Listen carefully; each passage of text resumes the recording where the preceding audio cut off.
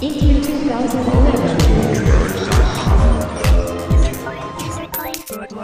Dan Hay is here, who took to the stage yesterday at the Ubisoft press event to introduce the world to Far Cry 3, and a pretty interesting, involved, and exciting demo for the game was on display. Tell us a little bit about the demo. Where exactly is the game taking place, Dan? Picture a map. Picture a map of, you got Far Cry 1 over here, you got Far Cry 2 that happened in Africa, and you take a look at the map and you think, the furthest part of the map, way off in the distance, that's where we want to be, right where trouble lives. So we're way off in the middle of the Indian Ocean on a small island, or perhaps islands, and it's a brand new experience. Yes, we're back on an island, but it's not the same island, and it's a whole unique experience. Island, so possibly more than one island to visit this time around. I just let that slip. We're live, so there it is. Okay, more than one island in Far Cry 3. That's awesome. Obviously, all the islands are going to be beautiful because graphics are a huge part of this franchise. For whatever reason, Far Cry is just synonymous with great graphics. I know the reason, actually, because it looks great. So tell us a little bit about the tech behind this and making it look as good as it does. Yeah, we spent a ton of time. I mean, you look at the graphics. The thing about Far Cry is that when you have your first Far Cry experience, it's born from the PC, and I remember getting off the boat and swimming through the ocean and seeing Far Cry, and everybody was like, wow, that's amazing.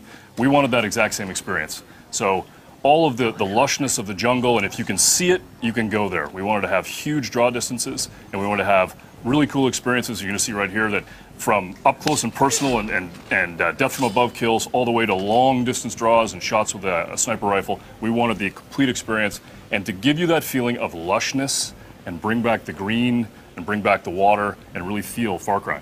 And the game is not shy about being mature. Yesterday's demo, we saw a lot of violence and things. I mean, talk a little bit about the game from that perspective in terms of just how visceral of an experience you're looking to create here. Yeah, absolutely. I mean, if you're a shooter player and you want to play a shooter and you really want something that is visceral and something that's going to be brutal, this is the game for you. Our main character, Jason, he's focused on basically, he's trapped on the island and he's got to get out. But he's got skills. He's got the ability to get in there and cause some trouble. Right now what you're seeing is he's about to take over as Voss, one of our main characters, has basically waylaid this village and killed everybody, and Jason's going in for some payback.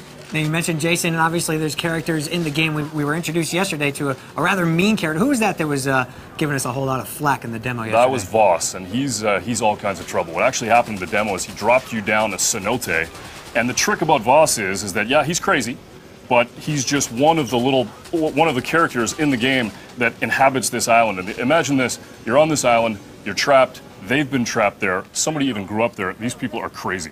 Well, we know it's going to look great, and we know it's going to play on some things for Far Cry fans, but what about for newcomers? What is this game doing to innovate within the genre?